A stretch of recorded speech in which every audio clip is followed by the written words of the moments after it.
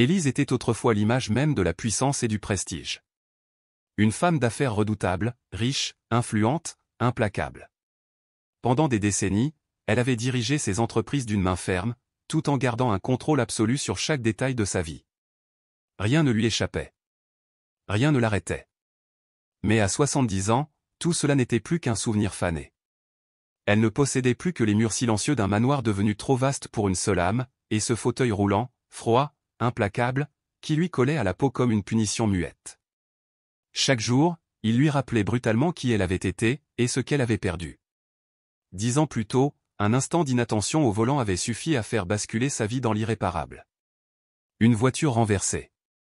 Un petit garçon percuté alors qu'il traversait la rue en courant. La scène s'était déroulée en quelques secondes, mais elle s'était imprimée dans sa mémoire comme une cicatrice impossible à refermer. Depuis ce jour-là, Élise n'avait plus jamais marché, et plus jamais dormi en paix. Chaque matin, elle s'éveillait avec ce poids au fond de la poitrine. Celui d'avoir brisé une vie. Elle se forçait pourtant à sortir. À pousser son fauteuil dans les rues encore désertes, à l'aube, quand la ville somnolait et que les arbres du parc semblaient chuchoter des secrets à qui voulait bien les entendre. C'était son seul rituel de liberté. Une maigre trace d'indépendance, qu'elle répétait inlassablement. Ce matin-là, elle s'arrêta dans un coin reculé du parc, là où un petit lac reflétait les nuages gris d'un ciel menaçant. Les feuilles tournaient doucement dans l'air frais, comme pour lui murmurer que, peut-être, la beauté persistait malgré la douleur. Elle ferma les yeux, inspira profondément. L'odeur de l'herbe humide lui caressa les narines. Elle murmurait, comme chaque jour. « J'ai tué cet enfant. » Une confession répétée 100 fois, 1000 fois, sans jamais en apaiser le poids. Et c'est alors qu'elle ouvrit les yeux, et que le monde bascula. Un enfant se tenait là. En plein milieu du chemin immobile. Il avait peut-être 7 ou 8 ans, pas plus, mais son regard paraissait bien plus ancien, comme s'il portait une sagesse étrangère à son âge. Il portait un manteau sombre et simple, les mains profondément enfoncées dans les poches, le visage calme, presque solennel. Le cœur d'Élise bondit dans sa poitrine. Tout son corps se figea. Elle voulut cligner des yeux, chasser ce qui semblait être une hallucination, un produit de son esprit coupable. Mais non. Il était là. Réel. Présent. « Bonjour », osa-t-elle dire, la voix tremblante, comme si elle s'adressait à un fantôme. L'enfant ne répondit pas. Il inclina légèrement la tête, les yeux ancrés dans les siens. Ce regard la traversa. Un regard sans colère. Sans peur. Mais chargé d'une gravité qui lui donna des frissons. Elle tenta un sourire, mais seul un soupir las franchit ses lèvres. « Tu es seul ?» demanda-t-elle. Il haussa les épaules, comme si la solitude ne signifiait rien pour lui. Une étrange paix flottait autour de lui, comme une brume invisible. Élise sentit son cœur battre à toute allure, entre malaise et fascination. « Je me promène », dit-elle maladroitement, tentant de justifier sa présence. Cela m'aide à ne pas sombrer. À tenir. À respirer. Mais l'enfant ne semblait pas intéressé par ses explications. Il s'approcha lentement, ses pas souples foulant les feuilles mortes. Et quand il arriva à sa hauteur, il tendit la main. « Prends ma main », dit-il calmement. Et marche à nouveau. Le silence qui suivit fut assourdissant. Élise sentit le monde s'arrêter. Ce qu'il venait de dire. Était-ce une moquerie cruelle? Un jeu d'enfant? Un délire de son propre esprit rongé par le chagrin? Elle rit. Mais c'était un rire nerveux, brisé, proche du sanglot. Marcher? Petit, je n'ai pas bougé mes jambes depuis 10 ans. Théo, c'était le nom qu'il lui révéla plus tard, ne répondit pas. Il ne tenta pas de convaincre. Il tendit simplement sa main à nouveau. Une main d'enfant, fine, douce, mais étrangement ferme. Et alors, dans ses jambes, quelque chose. Un frisson. Une chaleur. Infime. Presque imperceptible. Mais réelle. Elle crut entendre, dans un écho lointain, la voix du médecin disant plus tôt « Madame, vous ne marcherez plus jamais ». Une sentence qui l'avait condamnée à la paralysie et à la solitude. Mais là, dans ce parc, quelque chose changeait. « C'est impossible », murmura-t-elle, les yeux humides. Les souvenirs revenaient. Le choc de la voiture. Le cri. Le corps frêle étendu sur la route. Elle retira brusquement sa main, comme brûlée. Je suis désolée, je ne peux pas, dit-elle en détournant le regard, submergée. Mais alors, Théo parla. Sa voix était calme. Ferme. Imprégnée d'une force étrange, presque divine. Tu dois croire. Le pouvoir de la foi est plus grand que tu ne l'imagines. Dieu n'en a pas fini avec toi. Élise rouvrit les yeux. Elle chercha dans le regard de l'enfant une faille, un doute. Mais il n'y en avait pas. Elle reprit sa main. Et tout changea. Une sensation aiguë, comme des aiguilles douces, parcourut ses genoux. Son cœur se mit à battre plus fort, ses lèvres tremblaient. Je ressens quelque chose, dit-elle dans un souffle. C'est Dieu qui te montre qu'il y a encore un but, murmura Théo. Mais il faut que tu laisses la foi guider chacun de tes pas. Pas la peur. Elle hocha la tête, incapable de parler. Les souvenirs de l'accident tournaient encore, prêts à la dévorer. Mais cette fois, il y avait aussi autre chose. L'espoir. Tu n'es pas ce que tu as fait, Élise. Tu es ce que tu peux encore faire avec ce qu'il te reste, dit l'enfant. Ces mots la traversèrent comme un éclair. Un sursaut d'énergie monta dans ses jambes. Et soudain, ses orteils tremblèrent. Elle écarquilla les yeux. La peur et l'émerveillement se disputaient son visage. Non, ce n'est pas réel. Théo s'agenouilla devant elle. Lui prit les deux mains.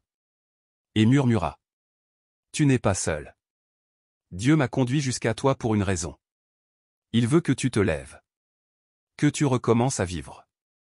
Alors, dans un ultime souffle, Élise ferma les yeux. Elle pria. Pas avec des mots. Mais avec tout son être. Et la chaleur devint une rivière en elle. Elle vibrait. Elle brûlait. Elle éveillait chaque nerf endormi. Elle essaya. Une jambe. Puis l'autre. Elle se concentra. Supplia son corps de répondre. Le pied gauche bougea. Puis le droit. Le miracle avait commencé. Mon pied, balbutia-t-elle, incapable de finir sa phrase. Théo souriait. Des larmes coulaient sur ses joues. Ce n'est que le début, Élise. Le début d'une histoire que même toi, tu ne peux pas encore imaginer. Et dans ce moment suspendu, quelque chose de sacré se déploya. Elle sentit le sol vibrer sous ses pieds. Le monde respirait autrement. Sa poitrine se soulevait non plus sous le poids du regret, mais sous l'appel d'un renouveau. Elle allait marcher. Et elle n'allait plus jamais être la même. La chaleur dans ses jambes s'était transformée en un battement régulier, presque semblable à celui d'un cœur qu'elle croyait à jamais éteint. Ses orteils frémirent, si légèrement que cela en devenait effrayant, comme si le simple fait de les sentir bouger allait tout anéantir. Un souffle échappa de ses lèvres, fragile et incrédule. Est-ce réel? Sa voix, vacillante, se mêlait au vent glacé qui agitait doucement les feuilles des arbres au-dessus d'eux. Théo, à genoux tout près d'elle, lui tenait les mains avec une intensité bouleversante, comme s'il y tenait sa propre foi, son propre souffle. C'est réel, Élise, répondit-il d'une voix calme, anormalement posée pour un si jeune garçon. Mais tu dois y croire. Tu dois avancer. Un pas après l'autre. Il parlait comme on dépose un secret sacré dans les mains d'un cœur brisé. Avant que le doute ne la submerge, Élise inspira profondément, lutta contre la panique qui montait en elle comme une marée sombre, et repoussa la peur au plus profond de sa gorge.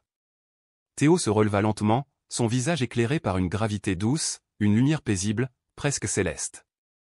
Il guida doucement les mains d'Élise vers les accoudoirs de son fauteuil roulant. Tu n'as pas besoin de courir. Tu dois juste essayer. Ces mots, murmurés comme une antique prière, firent écho dans le silence qui les entourait. Tremblante, incertaine, Élise hocha la tête. Elle sentit les picotements s'intensifier, comme une vague de feu doux partant de ses pieds pour remonter lentement jusqu'à ses cuisses.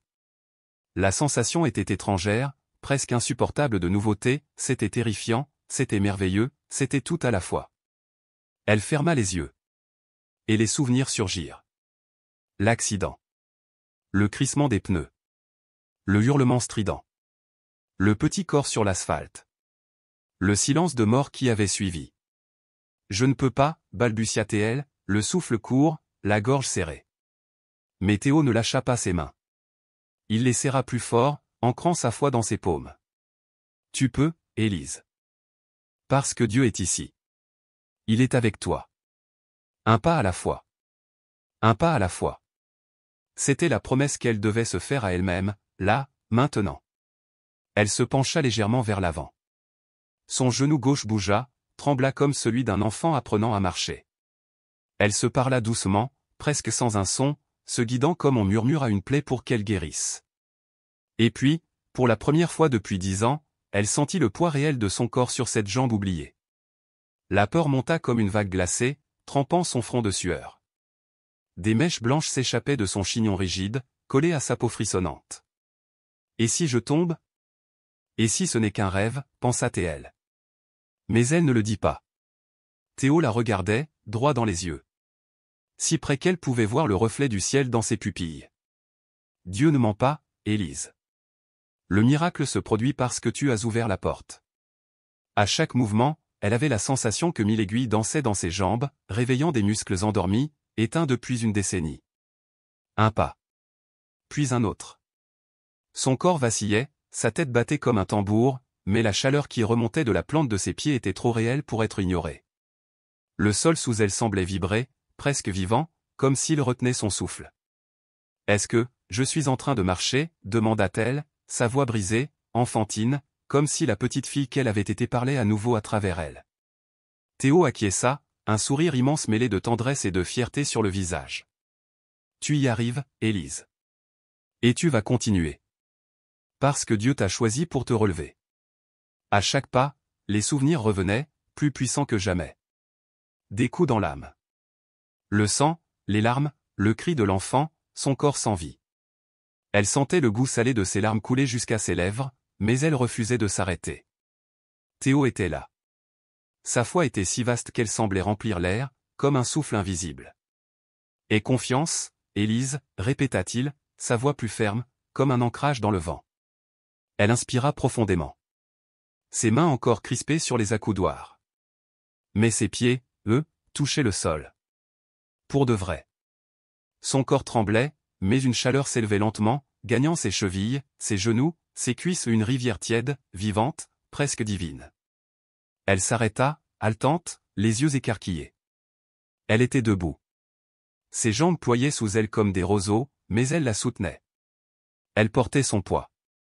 Elle portait sa vie. « Je n'arrive pas à y croire » souffla-t-elle. Théo lui sourit, sans rien dire de plus. Ce sourire suffisait. « Crois-le, Élise. Car désormais, chaque pas que tu feras sera un pas de foi, non de culpabilité. » Ces paroles, c'était comme si un baume céleste venait apaiser une plaie ouverte depuis 10 ans. À cet instant, son cœur battant à tout rompre, Élise comprit qu'elle n'oublierait jamais. Jamais. Car c'était là, dans ce souffle suspendu, que l'impossible prenait forme. Que la foi d'un enfant devenait le pont entre le passé et une vie qu'elle n'avait jamais osé rêver retrouver. Même lorsqu'elle se rassit dans son fauteuil, tremblante, haletante, les yeux brillants d'une lumière qu'elle croyait perdue, elle sentait encore la chaleur dans ses jambes. Un feu doux. Un miracle qui ne s'éteignait pas. Théo se tenait toujours face à elle. Droit, calme, la tête légèrement inclinée. Ses yeux, hauts, ses yeux semblaient lire en elle comme dans un livre sacré. « Comment savais-tu que je pourrais bouger mes jambes » demanda-t-elle, la voix fêlée. Un sourire mystérieux apparut sur les lèvres du garçon, comme s'il portait en lui les secrets du monde. « Je le savais parce que Dieu me l'a montré, Élise. Et ce n'est que le début. Il a encore beaucoup à te révéler. » À chaque rencontre, Élise sentait que Théo n'était pas simplement un enfant. Il portait en lui quelque chose d'ancien, de sacré. Il la guidait avec une tendresse désarmante, mais ses yeux, ils étaient comme des fenêtres ouvertes sur un royaume auquel elle n'avait jamais eu accès. La nuit, allongée dans son lit, elle pensait à lui. À ce garçon qui parlait de miracles avec tant de calme, de certitude. Ce n'est qu'un enfant, se disait-elle. Et pourtant, il semble détenir les réponses que j'ai cherchées toute ma vie. Elle revivait l'accident, encore et encore. Le métal, le cri, le vide. Et toujours, dans le sillage de ses souvenirs, l'image de Théo revenait, repoussant l'ombre. Les matins au parc devinrent des rendez-vous sacrés. Quand elle voyait Théo l'attendre, assis sur le banc, une paix étrange l'envahissait. Il parlait peu, mais chaque mot avait le poids d'un monde. N'aie pas peur du passé, Élise. Ce qui compte, c'est ce que tu fais maintenant. Et elle écoutait. Même quand sa peur hurlait que tout cela ne pouvait pas être vrai. Chaque mot de Théo était une brique reconstruisant son âme. Il en sait plus que n'importe quel médecin. Plus que tous les prêtres à qui j'ai confessé mes fautes, pensait-elle. Elle marchait encore difficilement, par petits pas hésitants. Mais elle avançait. Et Théo la regardait, non pas comme quelqu'un de cassé, mais comme quelqu'un en devenir. Il me voit comme personne ne m'a jamais vu, murmura-t-elle un jour. Comme s'il voyait en moi une version que je ne connais même pas encore. Et quand elle doutait, paralysée par la mémoire de l'enfant qu'elle avait tué, Théo disait simplement. Dieu pardonne, Élise. Mais tu dois aussi te pardonner toi-même. Ces mots, plus que tout, ébranlèrent les murs de sa culpabilité. La nuit, elle faisait des rêves étranges. Théo y apparaissait, mais pas comme un simple enfant. Il était un messager. Une lumière. Quelque chose de plus grand qu'elle. Et elle se réveillait, le cœur lourd, les joues humides, le passé emmêlé aux paroles d'espoir qu'il lui offrait chaque matin. Pourquoi moi? Murmurait-elle dans le noir. Pourquoi maintenant?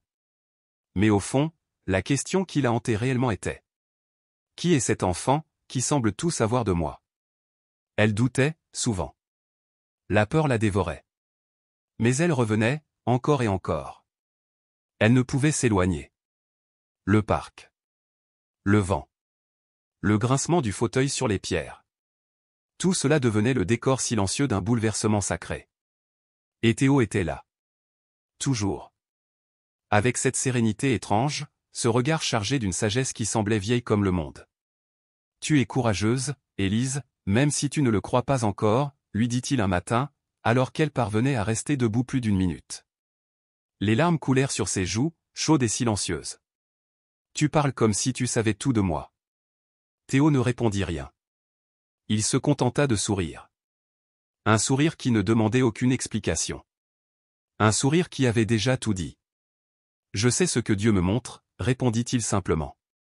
Élise, bien que toujours tremblante, sentit une vérité étrange dans la voix de ce garçon. Une vérité si pure qu'elle perça à travers la brume de sa peur. Et pour la première fois, elle songea que peut-être, ce garçon savait des choses sur elle qu'elle-même n'osait encore affronter. Les jours passaient comme des soupirs hésitants, entre lumière et obscurité. Chaque rencontre avec Théo devenait une parenthèse d'apaisement, une bouffée d'espérance mêlée d'incompréhension. Il ne la forçait à rien. Il lui montrait seulement comment avancer un pas, puis un autre, comme si chacun d'eux était une prière muette, adressée non seulement au ciel mais aussi à ses propres jambes engourdies depuis trop longtemps. À mesure qu'elle avançait, un frisson de chaleur remontait le long de ses membres, réchauffant son corps figé et son âme meurtrie. Le parc, autrefois simple havre de silence, s'était transformé. Il était devenu le théâtre discret d'un miracle en devenir, un lieu où l'impossible osait lentement faire surface. Pourtant, malgré tout, Élise sentait encore le poids de l'accident, comme une chaîne glaciale levée autour de sa poitrine. J'ai l'impression de trahir sa mémoire. Murmura-t-elle un matin, alors que les arbres se penchaient sous les rafales du vent. L'enfant que j'ai tué. Comment pourrais-je jamais être heureuse après ce que j'ai fait? Théo resta silencieux, ses yeux ancrés dans les siens avec une intensité désarmante.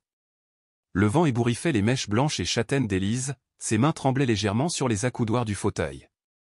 Tu ne comprends pas encore, dit-il d'une voix basse, si empreinte de tristesse qu'elle semblait trop ancienne pour appartenir à un enfant. Élise fronça les sourcils, tentant de comprendre, de décoder le secret caché dans ses mots. Elle sentait que quelque chose approchait une vérité énorme, aussi irréelle que la sensation nouvelle de chaleur dans ses jambes. Ce jour-là, lorsqu'elle réussit à se tenir debout, seule, sans appui, pendant plus d'une minute, un vertige la saisit. Ce n'était pas seulement physique. C'était comme si l'univers, figé, retenait son souffle en attendant qu'elle saisisse ce qui se jouait. Théo. Pourquoi sembles-tu toujours tout savoir, demanda-t-elle, un sourire fragile au coin des lèvres, une peur ancienne tapie sous ses mots. Théo inspira profondément. Ses yeux, pleins d'une émotion difficile à contenir, brillèrent d'une lumière nouvelle. Parce que je dois te dire quelque chose, Élise, répondit-il. Son ton, grave, la glaça jusqu'au cœur. Quelque chose qui va te faire mal, mais que tu dois entendre. Le temps sembla se figer.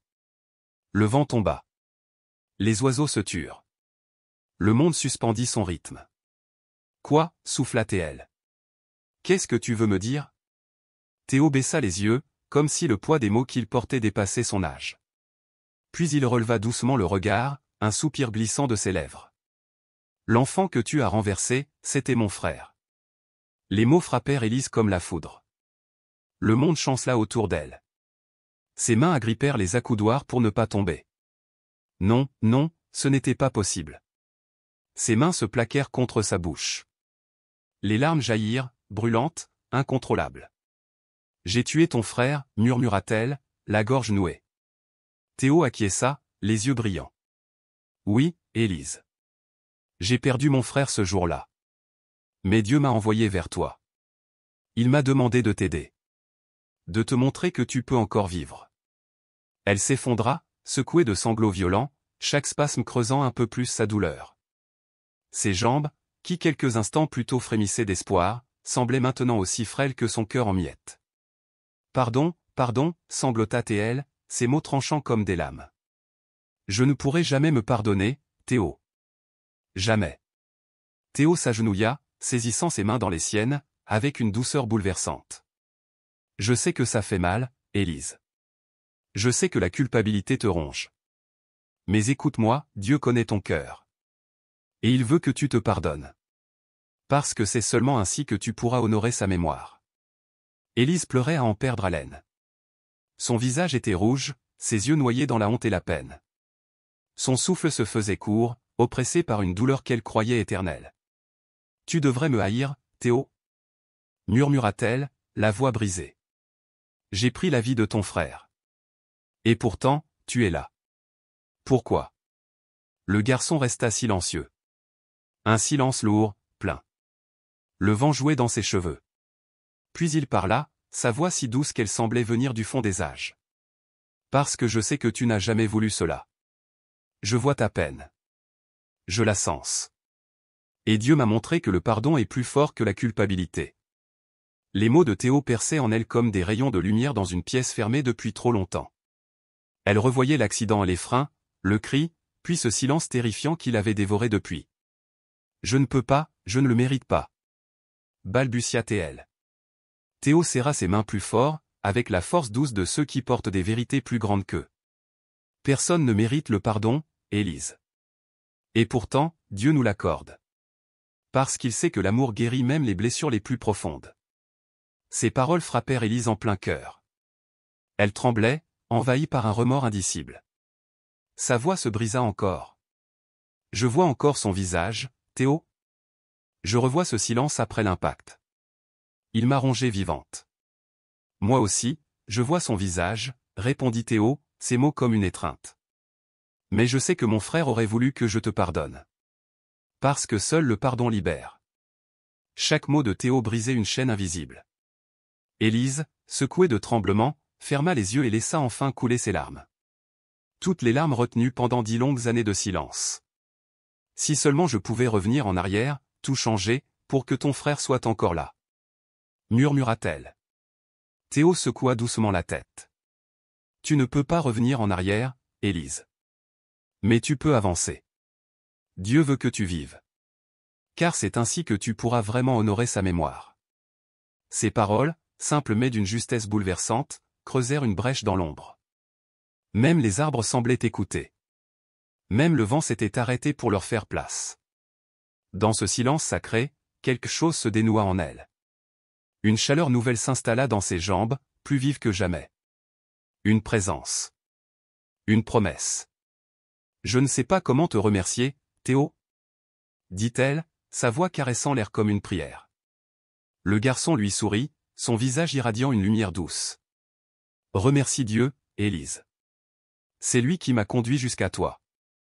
C'est lui qui a mis en moi ce pardon. Elle inspira profondément. Sa poitrine lui faisait encore mal, mais d'une douleur différente, une douleur qui annonce une naissance, pas une fin. Tu me pardonnes vraiment, demanda-t-elle, la voix tremblante. Théo serra ses mains plus fort. Sa voix résonna avec une certitude pleine d'éternité. Oui, Élise. Je te pardonne. Et Dieu aussi. Maintenant, il est temps que tu te pardonnes toi-même. Et là, dans ce parc devenu sanctuaire, là où tout avait commencé et où tout semblait renaître, Élise sentit enfin souffler un vent de paix. Pour la première fois depuis 10 ans, le vent semblait souffler plus doucement.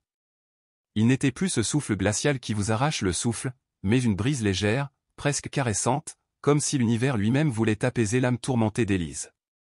En elle, quelque chose commençait à éclore, fragile mais déterminé, comme un bourgeon qui ose percer la croûte gelée d'un hiver trop long. Ce matin-là, le soleil peinait à se frayer un chemin à travers les nuages, mais dans le cœur d'Élise, une lumière nouvelle naissait. Une partie d'elle, longtemps enchaînée, venait d'être libérée. Les larmes versées la veille brillaient encore dans ses yeux, mais elles n'étaient plus les mêmes. Ce n'était plus la souffrance nue, ni la honte ancienne. C'était un soulagement doux, une paix inattendue. Chaque mot de pardon murmuré par Théo résonnait encore en elle comme une prière discrète, un chant sacré qu'on n'entend qu'en silence. Et dans cet écho, Élise découvrit un désir qu'elle croyait enfoui à jamais, le désir de rendre, de tendre la main comme celle qui l'avait sauvée. Il m'a tant donné. Et maintenant, je veux tout donner à mon tour, pensa-t-elle en poussant lentement son fauteuil roulant sur l'allée du parc. Théo l'attendait, debout comme toujours, ce sourire paisible accroché aux lèvres, et ce regard capable de percer les ombres et d'y trouver encore de la lumière. Élise s'arrêta face à lui, planta son regard dans le sien, et, d'une voix plus ferme qu'elle ne se l'était jamais connue, déclara. « Théo, j'ai besoin de faire quelque chose pour toi. Je ne peux plus rester là, immobile, pendant que tu m'apprends à revivre. » Le garçon inclina doucement la tête, comme s'il comprenait déjà ce qu'elle ne savait pas encore nommer. « Que veux-tu faire, Élise ? » Une simple question. Mais dans cette simplicité se cachait le poids immense de ce qu'ils avaient traversé ensemble. Elle inspira profondément. Dans ses jambes, un léger picotement, comme une promesse. Son corps lui soufflait, « Avance. Je veux t'aider, toi et ta famille. Je veux que tu aies tout ce que je n'ai pas su donner à ton frère. Tout ce que je lui ai enlevé. » Théo fronça légèrement les sourcils, ému par la force de ses mots. « Mais tu m'as déjà offert le plus beau des cadeaux, Élise. Tu m'as donné la chance de pardonner. » Ces paroles, douces comme le vent entre les feuilles, touchaient droit au cœur. Mais Élise savait. L'amour, pour vivre, a besoin de se faire chair dans des gestes. Ce n'est pas suffisant, Théo. Je veux te voir grandir, étudier, atteindre tout ce que tu mérites. Je veux aider ta mère, ton père. Je veux que tu saches que malgré tout, il y a encore de la beauté dans ce monde. Ce soir-là, Élise prit son téléphone avec la solennité d'un serment. Elle fit des appels qu'elle avait fuis pendant des années. Avocats, amis, anciens collègues. Elle décida d'utiliser une partie de sa fortune pour offrir à Théo l'école dont il rêvait. Elle lui acheta des vêtements neufs, des chaussures solides, et même une petite bibliothèque remplie de livres qu'elle avait aimés enfant. Chaque geste était un acte d'amour, mais aussi une brique posée pour construire un chemin, celui de sa propre rédemption. Théo, avec l'innocence lumineuse de l'enfance, observait tout cela. Un jour, en feuilletant un livre qu'elle lui avait offert, il demanda doucement. « Pourquoi fais-tu tout cela, Élise ?»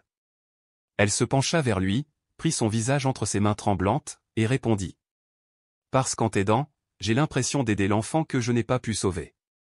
Et peut-être qu'en faisant cela, je pourrais enfin me pardonner. » Théo sourit, un sourire si doux qu'il aurait pu éclairer tout le parc. « Dieu est heureux avec toi, Élise. Car tout ce que tu fais pour moi, tu le fais aussi pour lui. » Chaque jour devenait une révélation. Elle découvrait que ses jambes, jadis froides et paralysées, répondaient mieux à chaque mouvement fait pour aider Théo. Elle comprenait aussi que l'amour ne se montrait pas dans les grandes déclarations, mais dans les petites attentions, un café chaud le matin, un cahier neuf, un mot glissé dans un livre, « Je crois en toi, Théo. » De son côté, Théo offrait des trésors que seuls les enfants savent donner, un dessin maladroit mais sincère, une fleur cueillie en chemin, une étreinte muette, pleine de vérité. À ses côtés, Élise renaissait. Elle portait encore la culpabilité, bien sûr. Mais elle ne l'écrasait plus. Elle la transformait. Chaque euro investi, chaque heure partagée était une manière d'honorer 2 enfants, celui qu'elle avait perdu, et celui qui, chaque jour, renaissait devant ses yeux. « Je n'oublierai jamais, Théo, » murmura-t-elle un matin en marchant à ses côtés. « Mais je te promets que je ne cesserai jamais de veiller sur toi. » Il lui prit la main, ses doigts chauds dans les siens, et répondit. « Je promets de ne jamais te laisser oublier que Dieu donne toujours une seconde chance. » Et c'est ainsi qu'Élise comprit que le plus grand miracle n'était pas de remarcher, mais d'aimer à nouveau. Les jours suivants tissaient autour de son cœur un fil de lumière mêlé de pardon, de douleur et de tendresse. Chaque matin, elle retrouvait Théo devant l'école. Son uniforme était impeccable, ses yeux pleins de confiance. Et chaque fois qu'elle lui demandait « Prêt pour une nouvelle journée ?» il répondait, invariablement « Toujours, Élise. » Et ces mots, si simples, faisaient chanceler sa culpabilité, tout en nourrissant son espoir. Ce qu'elle lui offrait allait bien au-delà des frais de scolarité. C'était une leçon silencieuse, l'amour se bâtit dans la répétition des petites choses. Un mot laissé dans le sac, un goûter préparé avec soin, un regard qui dit « tu comptes pour moi ». Et, sans qu'elle ne s'en rende compte, Élise reconstruisait un foyer. Non pas une maison de briques, mais un abri dans son propre cœur. Quand je vois ton sourire, Théo, je sens que quelque chose en moi se répare, confia-t-elle un soir. L'enfant la regarda longuement, avec cette gravité tendre des êtres qui comprennent l'indicible. Il grandissait, et avec lui, ses rêves. Je veux devenir médecin, Élise. Je veux soigner les douleurs qu'on ne voit pas. Ces mots la bouleversèrent. Elle sentit les larmes couler, cette fois sans honte, avec fierté. Tu y arriveras, Théo. Je ferai tout pour t'aider. À ses côtés, elle comprenait que la vie ne se résume pas à une faute. Chaque jour était une page neuve. Je me souviens encore, Théo, lui dit-elle une nuit où la lune baignait le ciel d'une lumière argentée. Je me souviens de ton frère. Et parfois, être heureuse me semble le trahir. Théo prit sa main, doucement. Il veut que tu vives, Élise. Dieu veut que tu vives. Chaque rire, chaque étreinte, tout cela honore sa mémoire. Ces mots résonnèrent en elle comme une promesse silencieuse. Elle comprit alors que vivre, vraiment vivre, était le plus grand hommage qu'elle pouvait rendre. Les matinées vibraient du rire de Théo, entrecoupées de silences connus seulement de ceux qui ont traversé le deuil. Il marchait dans le parc où tout avait commencé. Chaque pas était une victoire. Ses jambes tremblaient encore parfois, mais il y avait en elle une chaleur constante, comme si l'amour de Théo avait rallumé une flamme éteinte depuis trop longtemps. Et Élise sut, enfin, que la véritable guérison ne se trouvait pas seulement dans les muscles, mais dans le cœur capable, un jour, de se pardonner lui-même. Le soir, Élise aimait s'asseoir près de la fenêtre, les mains posées sur les accoudoirs de son fauteuil, et lever les yeux vers le ciel constellé d'étoiles. Ce rituel silencieux était pour elle un moment de recueillement, d'intimité sacrée avec ses souvenirs, ses regrets, et ses prières. Elle pensait à l'enfant qu'elle n'avait jamais connu, celui dont la vie s'était arrêtée le jour même où la sienne avait été brisée.